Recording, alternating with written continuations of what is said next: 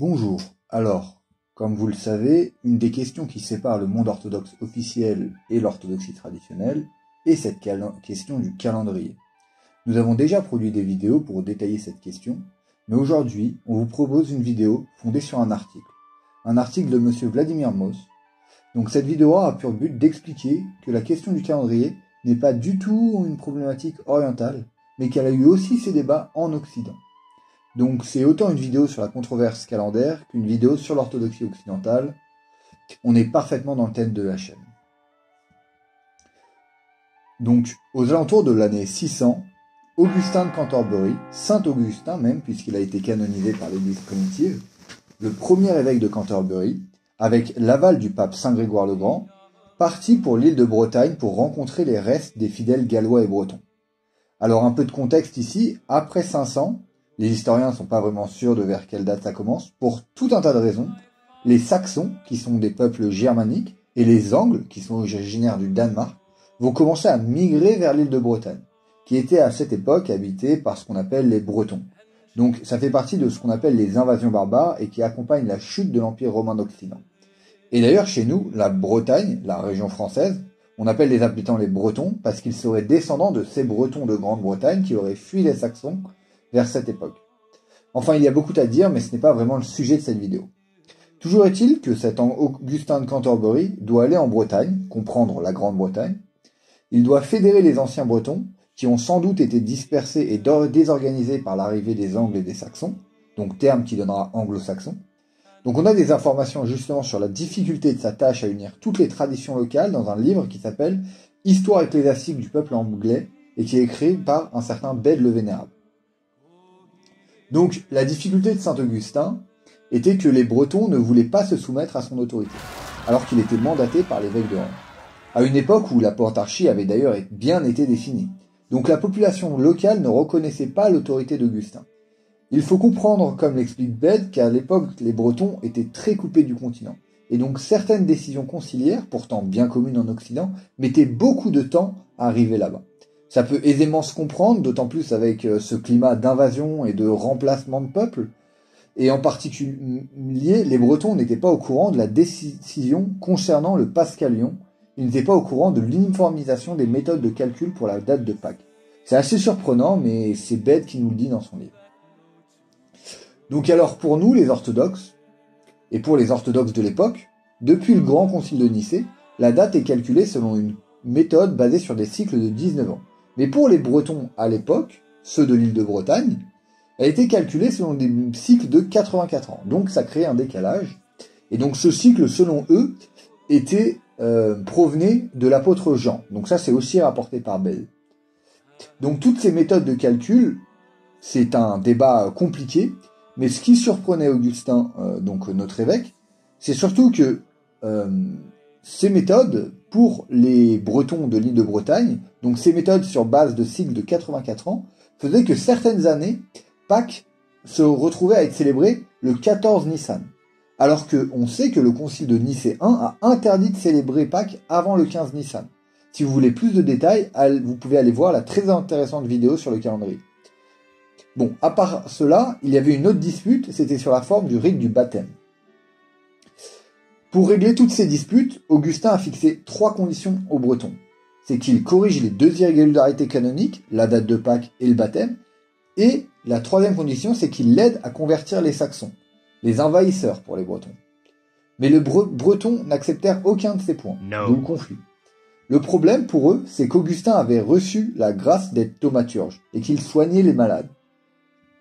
Donc il a quand même assez vite eu du soutien, et par la grâce de Dieu, il a pu convaincre la majorité. On a une histoire où Augustin aurait guéri un Saxon aveugle, par exemple. On a aussi une autre histoire où Augustin était allé à une assemblée d'évêques bretons, et qu'à la fin, ces évêques refusaient de convertir les Angles. Donc l'autre peuple envahisseur, mis à part les Saxons. Et donc Augustin aurait prophétisé la victoire d'un chef angle sur les Bretons en punition. Vu que vous n'avez pas voulu les convertir, ils vous mettront à genoux. La bataille prophétisée en question, c'est la victoire du roi angle Æthelfild à Chester en 616. Donc malgré ces miracles, la mission d'Augustin pour soumettre à son autorité les fidèles bretons durera tout de même une cinquantaine d'années. Pendant 50 ans, il a essayé de convaincre les Bretons. Et d'ailleurs, cette mission fut reprise par ses successeurs. Mais ce qui est intéressant dans cette question, c'est surtout le refus du troisième point de la part des insulaires. Pour les Bretons, c'était vraiment scandaleux d'essayer de convertir les Saxons et les Anglo-Saxons. Parce qu'ils les voyaient comme des étrangers. Il y a quelque chose de pharisiaque ici. Comme les Juifs refusaient comme les judaïsants refusaient d'annoncer l'évangile aux gentils. Peut-être une information sur notre époque aussi, un refus de convertir l'étranger. Il y avait vraiment ça chez les Bretons de l'époque. Vouloir préserver l'orthodoxie, considérer l'orthodoxie pour eux. Donc ça peut faire réfléchir sur certains comportements aussi dans l'orthodoxie actuelle. Et donc, comme dans l'évangile, cette gloire de convertir les Angles sera passée à un autre peuple. Elle était notamment attribuée aux Bretons, mais Dieu la fera passer à un autre peuple, à savoir les Irlandais, qui reprendront le travail d'Augustin. Ces missionnaires irlandais se sont réunis en 634 et ont accepté de passer sur le Pascalion orthodoxe, et notamment, on a une information sur ce synode, c'est une déclaration de Saint Coumian: Rome a tort, Jérusalem a tort, Antioche a tort, le monde entier a tort, seuls les Bretons et les Irlandais ont raison. Donc ça, c'est une déclaration humoristique, bien sûr, pour caricaturer les adversaires du passage au Pascalion orthodoxe. Donc ceux qui disaient justement, non, nous sommes les seuls à célébrer Pâques de la bonne façon. À ce moment-là, Saint Coumian leur dit, oui, mais à ce moment-là, tout le monde a tort, sauf vous. Et ce qui est intéressant, c'est qu'on retrouve un peu dans cette formule la même logique que dans le communitorium de Vincent de Lérins. Mais donc, ce conflit de calendrier continua, et notamment, on a répertorié un cas intéressant pour notre époque, celui du roi de Northumbrie, donc un royaume saxon de l'époque, Oswy, et de sa femme. Le mari suivait le calendrier des Bretons, alors que sa femme suivait le calendrier orthodoxe. Donc là encore, on retrouve un cas où un couple suit deux calendriers différents, et c'est spécialement le cas dans la diaspora orthodoxe aujourd'hui, où une belle famille va fêter Noël le 25 décembre du calendrier civil, et l'autre le 7 janvier. Donc les enfants, ils auront deux Noël et ils n'y comprennent plus rien. Donc ça fait écho, cette situation en Northumbrie au 7e siècle, à des problèmes très actuels auxquels font face les orthodoxes aujourd'hui. Et donc qu'a fait l'Église à ce moment-là? Qu'a fait l'Église à ce moment-là pour répondre à ce problème auquel font face certaines églises, certains orthodoxes à notre époque? Eh ben, elle s'est organisée en synode à Whitby, et en 663, elle a jeté hors de l'église ceux qui suivaient un autre calendrier que le calendrier orthodoxe. Donc ensuite, ce seront les Scots, les ancêtres des Écossais, qui passeront au Pascalion romain, et en dernier, ce seront les Gallois. Le dernier évêque gallois à ne pas suivre le calendrier orthodoxe sera un certain Eadbald de Bangor, qui abandonnera le calendrier celte pour passer au calendrier orthodoxe en 768. Mais ce n'était pas la dernière fois que cette question de calendrier perturbera les îles britanniques. Et là, c'est un autre passage qui est intéressant pour nous, c'est que le calendrier orthodoxe fut aussi gardé pendant longtemps après la séparation de l'Église d'Angleterre de l'Église de Rome au moment de la Réforme. Donc il y a eu la période de la Réforme. Et cette fois, contrairement à ce dont se moquait Saint Coumian, c'est bien les Britanniques qui avaient raison face à Rome. Sur cette question, spécifiquement, c'est eux qui avaient raison. Alors, je refais un historique. En 1582, le pape Grégoire XIII changea de calendrier en Occident. Mais les Britanniques, eux, gardèrent d'abord le calendrier orthodoxe. Pour rappel, ils s'étaient séparés de l'église de Rome sous Henri VIII. On a un témoignage un peu intéressant, celui de James Shapiro dans sa vie de William Shakespeare, qui nous dit « Shakespeare est arrivé à l'âge où le temps lui-même était déréglé. Le calendrier occidental, fixé par Jules César en 46 avant Jésus-Christ, avait, à la fin du XVIe siècle, dérivé de 10 jours par rapport au cycle céleste. Il fallait faire quelque chose. En 1577, le pape Grégoire XIII proposa de sauter 10 jours, et en 1582, l'Europe catholique suivit ses recommandations. Il fut convenu le jour suivant, le 4 octobre, serait le 15 octobre. La reine Élisabeth était prête à accepter ce changement judicieux, mais ses évêques se sont opposés, ne voulant pas suivre l'exemple du pape, que ce soit sur cette question ou sur une autre.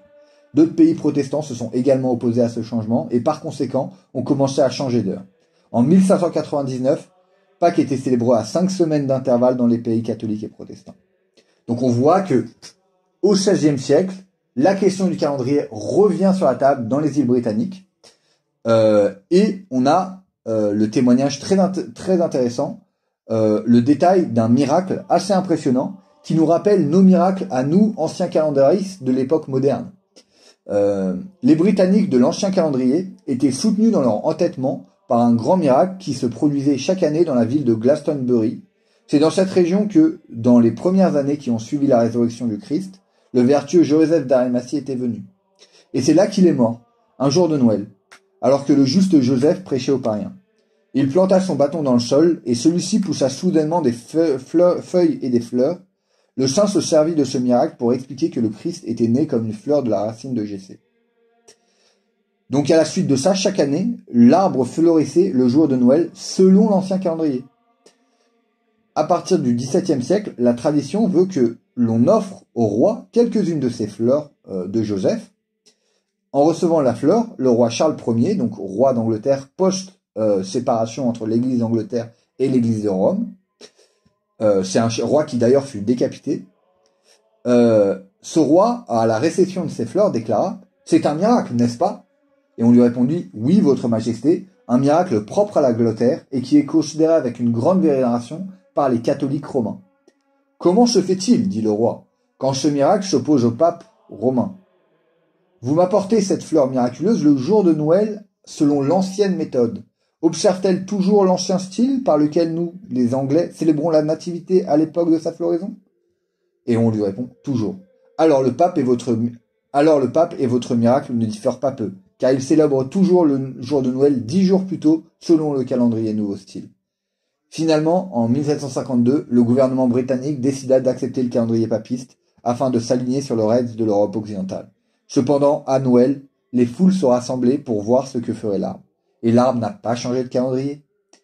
Comme les cours du Jourdain, en Israël, ils n'ont pas changé de calendrier. Comme le feu sacré à Jérusalem, il n'a pas changé de méthode de calcul de Pâques. Les miracles de Dieu ne changent pas de calendrier. L'arbre a bien fleuri selon le 25 décembre, selon l'ancien calendrier patristique. Il y a même eu des émeutes et beaucoup refusèrent d'accepter le nouveau calendrier. Donc là, on a directement la même correspondance avec ce qui s'est passé en Grèce dans les années 30. Donc comme quoi cette question de calendrier, ce n'est pas qu'une question en Grèce, en Roumanie, mais même en Occident, cette question a fait des débats et a résulté en des persécutions. Aujourd'hui, les chrétiens orthodoxes britanniques sont à nouveau divisés sur une question de calendrier, puisque la majorité d'entre eux suivent le nouveau calendrier grégorien qui a été imposé en Grèce et en Roumanie en 1924. Un coup d'œil sur l'histoire de l'orthodoxie de nos îles, des îles britanniques, montre que la question du calendrier est extrêmement importante, qu'il ne s'agit pas seulement de 13 jours ou 11 jours à l'époque de Charles Ier, mais bien de l'unité chrétienne. On a bien des saints qui se sont battus pour faire respecter ce calendrier, et pour eux ce n'est pas qu'une histoire de jours, c'était vraiment une décision relevant de l'unité de la célébration. On a même donc des témoignages patristiques qui, notamment au concile de Whitby, comme j'en ai parlé tout à l'heure, qui disent que, voilà, hors de ce calendrier-là, on est schismatique. Donc le salut ne se trouve que dans l'application du calendrier julien sanctionné par le premier concile œcuménique. Et donc c'est uniquement dans l'application de ce calendrier julien-là que se trouve l'Église une, sainte, catholique, orthodoxe et apostolique. Merci, au revoir.